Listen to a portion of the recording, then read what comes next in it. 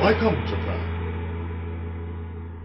Welcome to another edition of Welcome Japan. I'm your host, Mr. Radri, where I interview creatives about their craft and how it relates to Japan. And today on my show was a very, very poorly recorded episode with Hikosaemon. Um, if you're listening to this right now or watching this on YouTube, you will know that this episode is pre-recorded on Twitch and that I edited it, what you're looking at or listening to right now, because, let's say, word the wise.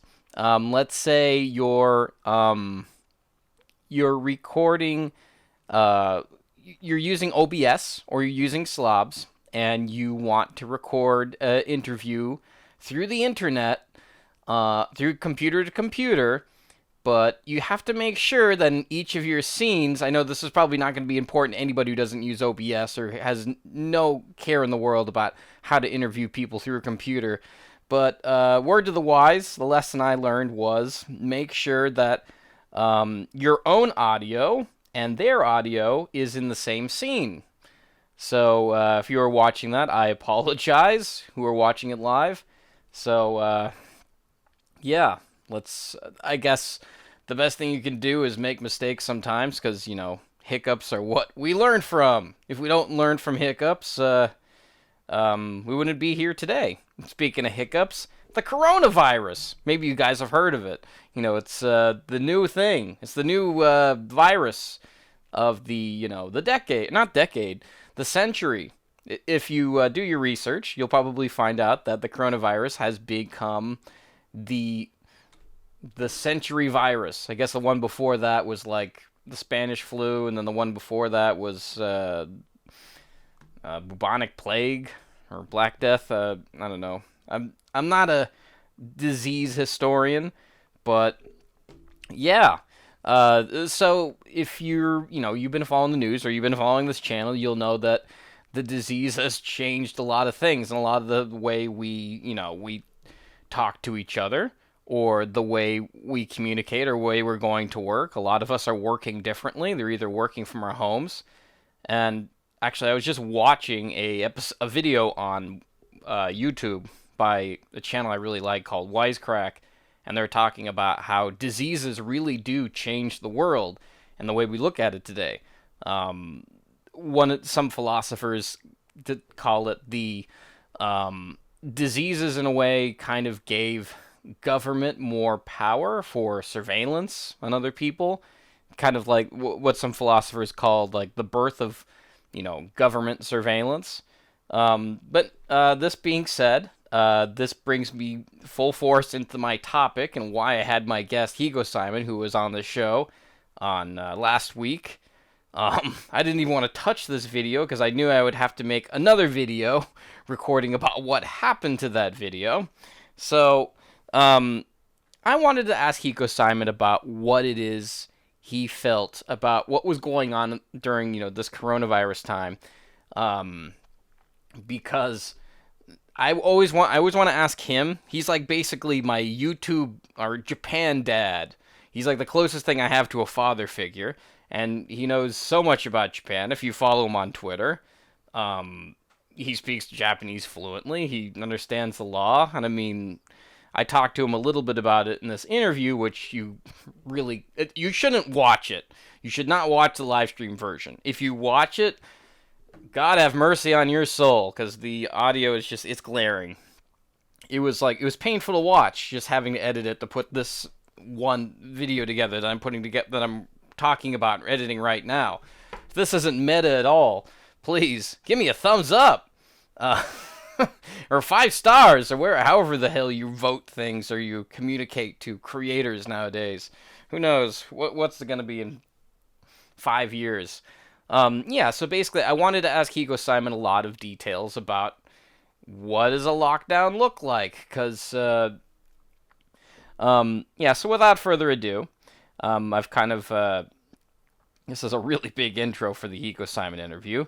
I figure, I cut out the key parts and where I talk to Hikosaemon in this interview, and I start off really with comparing the coronavirus situation, particularly in Japan, to times when I've spent here in Japan during March 11th, 2011, during the earthquake, tsunami, and radiation scare.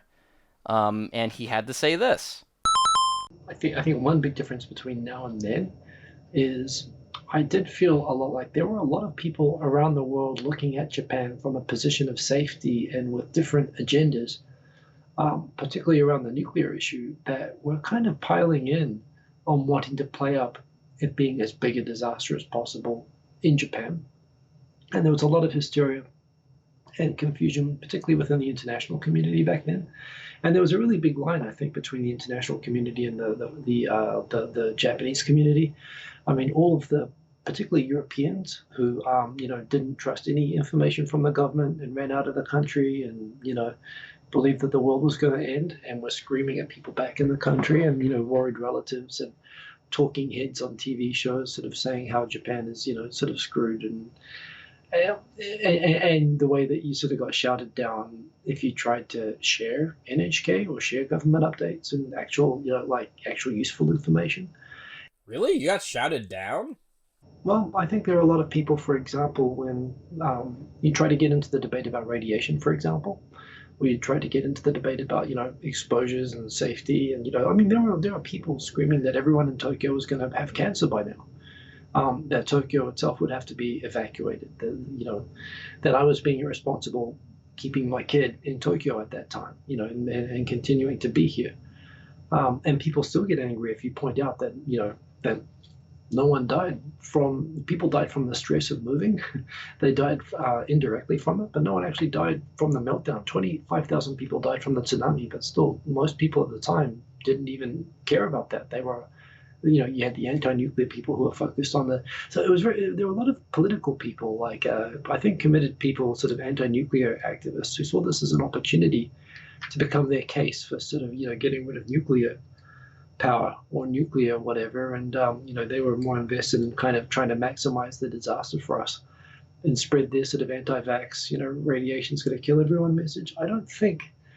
I think right now what's different about this is, one, we're not in the worst position, so Japan's not being singled out, and I think everyone kind of being in the same boat forces everybody to sort of be a little bit more self-aware and a bit more responsible. Not that everyone is like that, but I think it's actually a lot more clearly, this is a problem that's very much shared, which I don't think that in 2011, I don't think it was. It was very much our problem, and a lot of people, either telling us what to do or based on their agenda, or telling us that we were wrong, believing the government and understanding the news. People who don't understand Japanese saying that, you're naive if you understand Japanese and you believe the government. You should believe my conspiracy theories because I know that they're right. And we saw a little bit of that here in Japan. With the people who believe that the government was, fixing the numbers around the Olympics thing, and who still say, oh, it's so suspicious that the numbers went up after they let the Olympics go. But that's the same kind of mentality. It's people who aren't literate and don't have access to information, and wanted to say what it looks like rather than what the actual information is. You mean like correlation proves causation? Is that what you're saying? Well, a lot of people just basically who go for conspiracy theories, like for example, they rolled out 5G in March at the same time that that coronavirus went through the UK. So now there's actually people going there, yeah, setting the 5G antennas on fire because of the correlation. If you see a correlation anyway, you'll believe. A lot of people will believe it's a conspiracy theory. But fortunately, because everybody's faced with the same consequences, what's different about now is that I think people are kind of feeling the need to be responsible where they are, and not like it's just somewhere else that they can sort of just troll across the internet about, which I did feel in 2011. I felt that there were a lot of people doing that. Like, they used to be fun following conspiracy theories, like the what JFK or the 9/11 one. And you wanted it so badly to be true, but it was never proven true.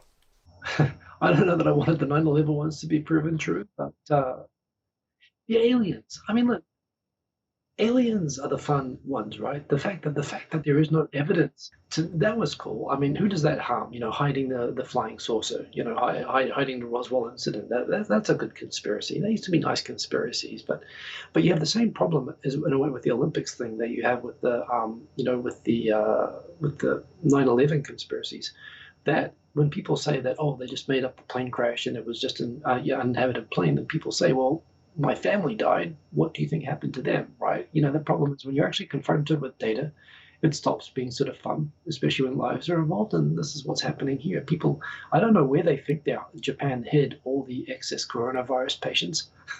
If they had them all in a factory agreeing to stay quiet to save the Olympics or something, who knows? But yeah, it has gone up. But I mean, kind of a personal question. You don't have to answer this if you don't want to, but how has this kind of affected? Because I know you have a kid here. Has this affected his like schooling at all? not having it, yes, it has. So I was So that does affect it. because I know I was talking to some of my students today, and they were saying things like they only had to go to school for an hour. They're a bit confused. Yeah, right now they're about to start the new school year, and gone up a grade and everything like that. So there is a lot of confusion. Tonight I've had like 6 emails from the school confused about whether they're going to make the kids go in to pick up their books and go back home, or whether they're going to like not have them come in at all, or if they're going to have them come in different blocks or all at once. And the schools are kind of in chaos at the moment. But what is clear, at least from yesterday, is that the school term is going to be delayed at least until May. They've just delayed it a month, and it was up to the last minute. So it's good to have some certainty anyway. But of course, it's terrible for all the kids that are going to have to skip. Who knows how many months of education, how that's going to put them off. But that kind of is what it is. Again, I mean, at least I'm able to work at home, so I'm hanging out with him all day. Where I think so long as we're at home, we're relatively safe. We're not in positions that we have to go out and about. So yeah, it's all pretty good. Okay, I should probably state that I messaged you privately. I asked you about the whole lockdown situation because Governor Yuriko Koike was saying something that lockdowns are quote unquote impossible. And I was kind of just flabbergasted when I saw that. And you were saying that the reason why, or at least you were saying on Tokyo Tonight yesterday, was part of and also you said a little bit in my private message, is that you were saying that Japan has like this long history of like opposing authoritarian governments, right? Kind of, not a long, well, the opposite. Japan has a long history. Japan has a long history of authoritarian governments. So there's an allergy to authoritarianism based on the negative experience of having had them. I mean, the Japanese. I know there's a lot of people who you don't want to make the comparison with the Nazis too much. They're a different thing in a very different circumstance about their wartime government. But besides the fact that Japan was completely authoritarian under the Meiji, during the Edo period, it went through a bit of a democratic sort of cultural revolution during Meiji. And then, right as the Depression was happening, there were a couple of military coups d'etats in Japan, which resulted in basically, it wasn't a fascist, it wasn't like a military dictatorship. It was still democratic, but it was effectively terrorized into becoming military and fascist by these military factions that came in and kept shooting government ministers and doing coups. So, and during World War II, when Japan got into war, while it's true that Korea and China suffered obviously infinitely more than Japan did, the idea that Japan was all bad and everyone else was all victim is not exactly true. The Japanese people, people within Japan, suffered a lot under that government. And when during the occupation, there was a lot done politically in those years under the occupation to sort of make sure that Japan could never go back into that situation. Specifically, you've heard of the Kempeitai, if you watch The Man in the High Castle or whatever, the Kempeitai, they're like the Japanese Gestapo. Oh, okay.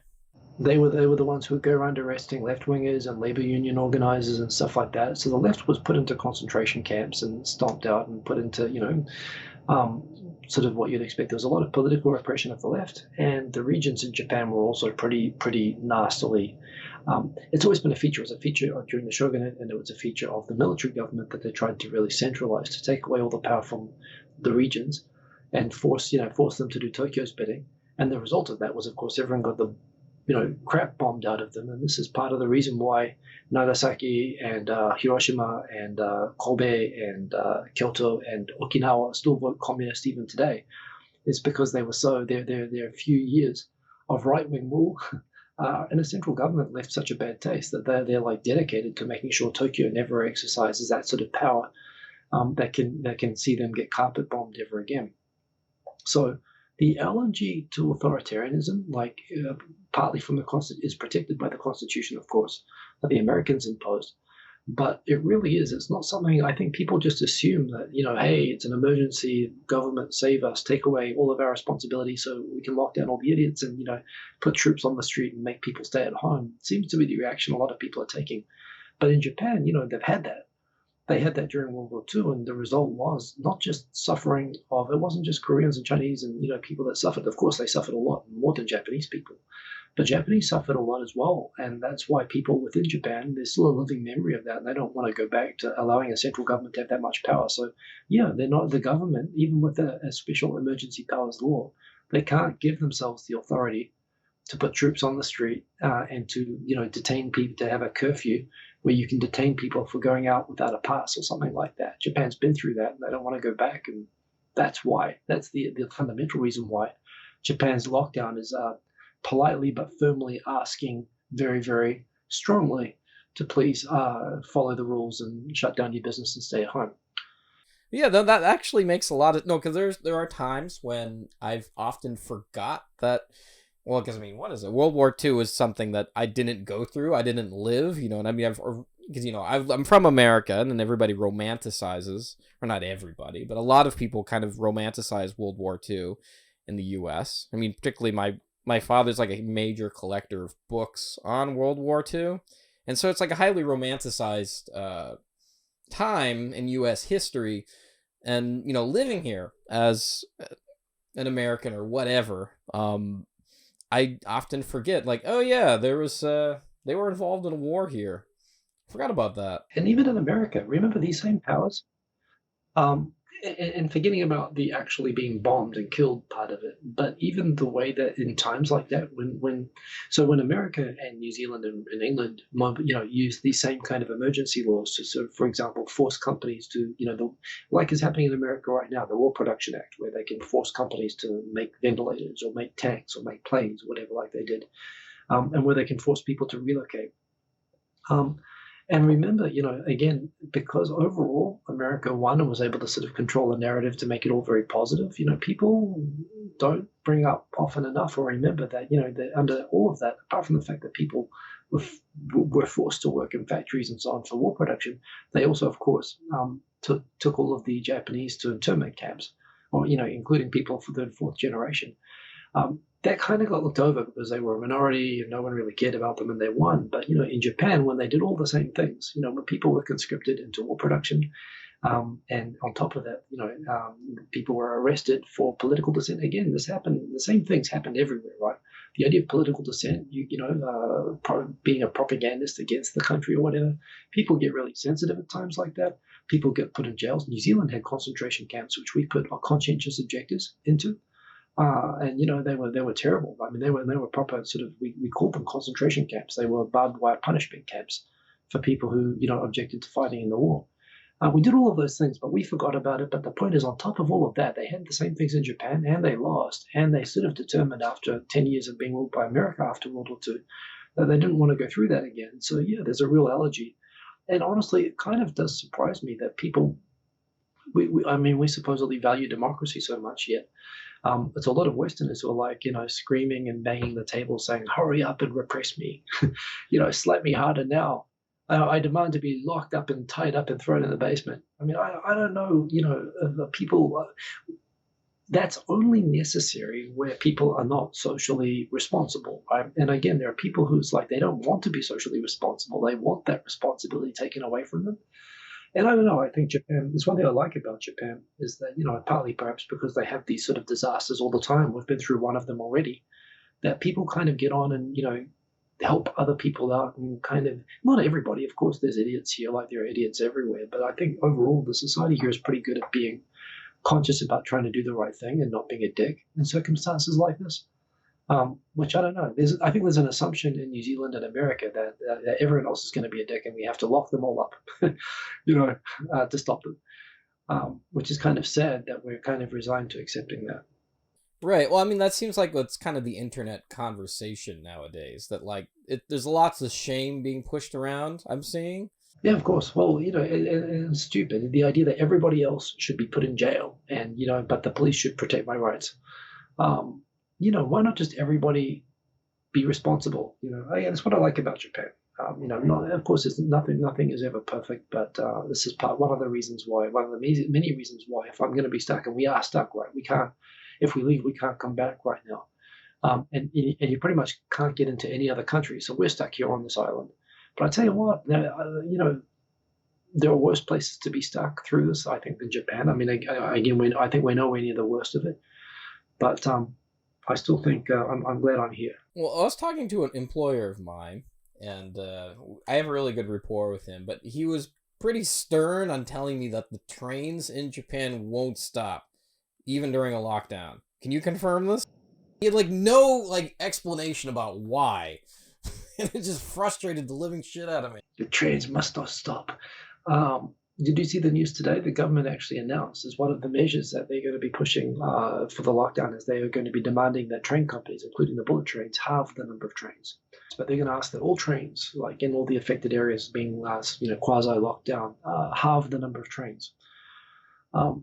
The problem, of course, being that won't that make the remaining trains more crowded? The entire internet immediately reacted. They want us to socially distance, but they're going to cut down the number of trains, which is going to make the trains that are there more crowded. I mean, what's wrong with going around on empty trains for the people who have to go? If you're a doctor going to a hospital, what's wrong with, well, I guess a doctor going to a hospital, you don't want them going on public transportation, but well, these are the problems, right? But if you're going to have to go on a train, isn't it better to be on an empty train than a crowded train? So I don't know. I think everybody is still very much blindly trying to figure it out. But yeah, I know Abe was saying there's a lot of pressure on him for pushing the whole state of emergency thing in Japan. meaningless anyway. But yeah, it's well, there's no mandatory powers associated with it. Basically, it's all enhanced requesting. There's no penalties. So, for example, they say that there'll be the prefectures will be able to demand that people stay at home. But there's no fining people or arrest powers associated with keeping people at home. Prefectures can ask for entertainment establishments like movie theaters and karaoke places and so on to shut down. But again, they can't force them to shut down. They can only request that they shut down. They can commandeer facilities for medical purposes, like hotels. If they run out of beds, they can commandeer dormitories and hotels, for example, to use as extra overflow hospital beds. But again, there's no enforcement mechanisms around any of this. And again, it's based on the belief from the government that they're constitutionally prohibited from doing that. So it's all enhanced asking, it's like asking with sugar and a cherry on top, instead of just asking like they were doing before. But I think you will see still a lot of voluntary cooperation, or people who will treat them as binding orders.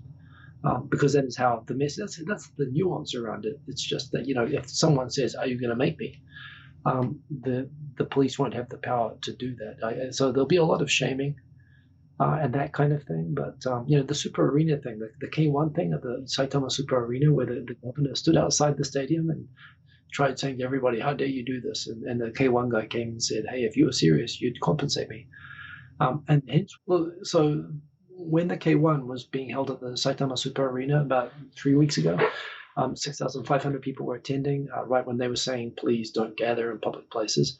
And the governor of Saitama put a request out to the Saitama Super Arena and to the organizers of K1 to say, "Please don't hold this event."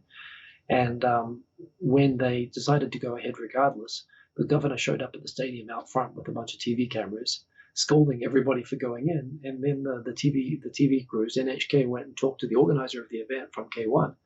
And they said, "Hey, why are you going ahead with this?" And he said, "Well, if they were serious, they'd be forcing me to do it and paying me compensation. And I'm not getting either. He's just asking. So as far as I can understand, we can go ahead." So essentially they were saying, pay me. But yeah, this is the thing. The government kind of accepts, given that they can't punish or throw people in jail, they are, I guess it's the traditional Japanese way. When gangsters come to your establishment and the police won't help you by arresting them and taking them away, then you have to pay them off. And that's how this is going to work. The government is going to pay off everybody who wants to get compensated for in order to comply with what otherwise is a perfectly reasonable thing to ask them to do anyway without compensation. So yeah, the laws today, they've clarified that all the entertainment establishments and so on that are going to be shut down or requested to shut down will be eligible to receive compensation from the government. Including originally they excluded hostess bars and sex workers or fuzoku. So fuzoku in Japan, legal fuzoku is kind of like it's always very hard to explain that to people outside of Japan because technically sex is illegal. That is commercialized in Japan is perfectly legal, but they excluded that from the scope of compensation. They asked them why, and they said, "Well, I don't think we should be spending tax money on hookers." But everyone got very upset, and yes, as a result, the government backtracked today and said that they will be allowing them to have compensation as well. So, all right. So I kind of wanted to play the devil's advocate a bit here, because I mean, you're seeing a lot of things online about people, they seem confused and a little upset that lockdown hasn't really happened here in Japan, or they're not going through like what other countries are going through. Yeah. Yes. Yeah. That's what the equivalent is too. So that's how you're gathering it.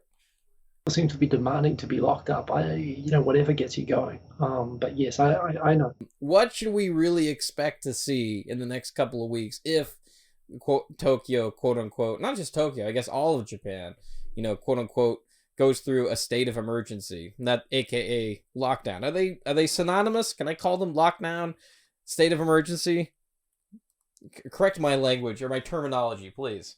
Well, first of all, it's not clear that all of Japan is going to necessarily go through it. Right now, it's 7 prefectures as of today. Basically, it's Osaka, Fukuoka, and a bunch of the prefectures around Tokyo. There are prefectures in Japan that hardly have any cases. In fact, Ishikawa had so few cases that the governor was actually promoting tourism to people in Tokyo who are not showing symptoms. I don't know, they're feeling missed out or something. So, first of all, it's not that. In terms of whether you can call it a lockdown, I suppose it's what we have. It's the closest that Japan's going to get. It's nothing like a lockdown by Italian or Russian standards, where I read in the news today that some people were shot for making too much noise outside yesterday. Some country, different cultures, different approaches to lockdown. But it's kind of a lockdown. It's not clear if the government might do even more than they're planning to do. But, right now, certainly what Japan is doing is the most that Japan thinks it can do. But it's nowhere near what's being done in New York or being done in UK or being done in Europe or whatever. So what's that going to look like? I think it's going to look very much like it's looked the last couple of weeks. I am really curious what they're going to do about that 10 to 15% of the population that are idiots. That are going to be out at Shibuya saying, "Hey, I'm going to have a Hanami party," because they haven't banned it yet, and do stuff like that. I wonder how they're actually going to go and reach out and make those people, stay at home, given that they supposedly don't have powers. I hope that the police are going to be, at least strongly sort of suggesting that people should be doing that. So I suspect you're going to see more people at home. It's been empty. I hope it will be emptier. If it's not emptier, they'll have to consider stronger measures. But I think you'll see people respond. I think you'll see more businesses closing. But I don't think it's going to be like where you see in Italy, where towns have become ghost towns, where no one goes out. Japan's not planning for that. They're still expecting people to be going and running power stations, hospitals, banks, and whatnot. So I don't know. I think we're going to see a different stage. It's not going to be anything that quite looks like what we think of as a lockdown. But I think most people are going to get the message that this is like a strong request this time. This is basically a demand that everyone has to stay at home. And I think you'll see a lot of social policing of it. There have already been stories about, shopping malls, which will, have sent around messages around the shopkeepers associations that anyone opening next week is going to be kicked out of the organization. So, social sanction, shaming and stuff like that. I mean, again, I don't think Japan is quite ready to go into a full tracking everybody who has the virus like Korea does, or using, drones with video cameras to hunt down and identify and re-educate people like in China, or put police and National Guards people on the streets in America, or shoot people like in Russia. I don't think Japan's going to do any of those things. But I think in its own way, I think you're going to see it become a lot quieter. in the first instance, I'm expecting that you'll see a higher degree of companies. At the moment, a big problem is that companies are not allowing a lot of their workers to work from home or to not come into work. So the first thing is I think there will be more companies voluntarily cooperating with this, but again, it remains to be seen like how much that's going to be the case. I saw an article the other day of a company where a woman who's allowed to work from home still has to go into work twice a week to get all of her expense receipts hunkered by her boss. I mean, crazy. So, they'll have to figure those things out, and those things are getting. I think in a way it's a good opportunity to catch and fix all of those things. But yeah. So I think Simon was relatively right. I mean, things are pretty quiet here. There's been a couple of great memes, like the Abe meme of him like turning off the television. I mean, I should make one of those, like, or do something with it. I guess you could also watch Tokyo Tonight, where he talks a little bit further about how Yuriko Koike, the governor of Tokyo, and how she had a better influence, or I guess I would argue a better grip on this whole lockdown situation than probably Abe did. And as I said in the interview, Koike actually said in an interview that lockdown is impossible. And I asked Hiko what he had to say about that, and he said that Japan kind of had like this huge history behind authoritarian rulers and authoritarian laws, and they kind of just want to get away from that. They're not, they don't want to look like, what the way Japan did back in World War II. Yeah, so overall, I'm glad I had Hikosaemon on the show. A couple of things I may have not made the internet, which I thought were really cute. I asked why Hikosaimon's name was Hikosaemon, or Saemon, because he was trying to spell his name Simon, but it was taken on YouTube, so he just changed it to Saemon. Zaemon. It's almost as good as like Eric Surf 6's story about way Eric Surf 6 got his own YouTube name. Former guest on the show, YouTuber. It was his password, Eric Surf 6. Because back then you needed to have a capital letter and a number.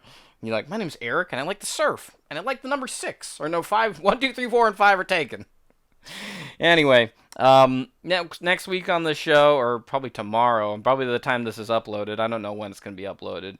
Japandi Jones is back on the show. He comes back, and he's been killing it on Twitch. We're going to talk to him, and hopefully this episode is uploaded by then. If not, then if this is late and Japandi Jones episode's already been streamed and put on the internet, then, I don't know. I'm a one-man show. Give me some credit. Or go find me a sponsor. I'm getting pretty good on the downloads. Anybody knows any podcast sponsors, hit me up. And put your name on the end of this show. So, until then, I'm Radri, and... I'm Hiko. And, hey, Simon. Yeah. Jesus, man.